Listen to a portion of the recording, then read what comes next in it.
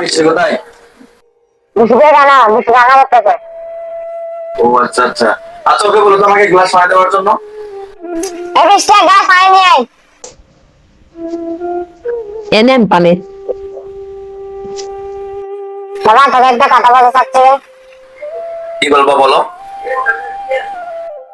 আমার কোরবানিতে তুমি বাড়ি কিছু দেবে না? বিয়ে করতে করতে বছর।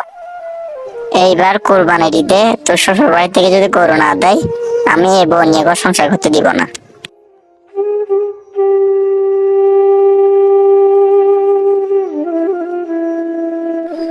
তোমার কারণে আমি চারিদিকে সবার কাছে অপমানিত হইতেছি। এবারে ঈদে যদি তোমার পরিবার থেকে যদি কোনো ধরনের গরু ছাগল কিছু যদি না দেয়, তোমার সাথে আমি সংসার করবো না। তুমি আমার পরিবারের অবস্থা দিকে আমাকে বিয়ে করছো। আমার পরিবারে কি দিতে হবে না হবে এটা তুমি সবাই জানো। আমার এত কিছু শোনার টাইম নাই। তোর পরিবার থেকে যদি কিছু দিতে পারবি না, তোর থেকে আমার সাথে সম্পর্ক করার আমার মানে হয় না। আমার সংসার থেকে তুই বের হয়ে যা, তোর মতো বউ আমার লাগবে না, যা। আমার সঙ্গে ছেড়ে আমি কোথায় যাবো না। তোর থেকে আমার সংসার করা লাগবে না, আমার ঘর থেকে বের হ। বের হ।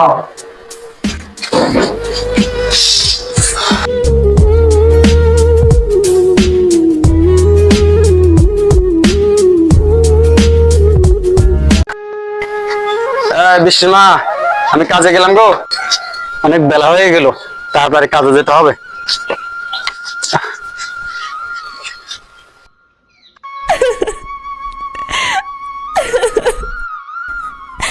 এরে মা, তুই এই অসময় চলে আসলি, কি হয়েছে? কি সমস্যা বল, আমাকে বল। কিরে বৃষ্টি আসছে নাকি? বৃষ্টির আওয়াজ শোনা যাইতেছে। চাই দেখি কি হচ্ছে এখন। কিরে বৃষ্টি মা কখন আসবি তুই? তোমরা আমাকে জন্ম দিয়ে আগে ফরক করছো, বিয়ে দিয়ে আগে ফরক করছো। যদি শ্বশুর বাড়ির আবদার মেটাতে না পারো, আমাকে বিয়ে কেন দিছ? জন্ম যখন দিয়েছ তখন আমাকে মেরে ফেলতা। আজ আমরা গরিব দেখে এভাবে লাঞ্ছিত হতে হচ্ছে আমাদের। আচ্ছা কথা বাদ মেয়ে আসছে আগে মেয়েকে করে নিয়ে যায় চলো।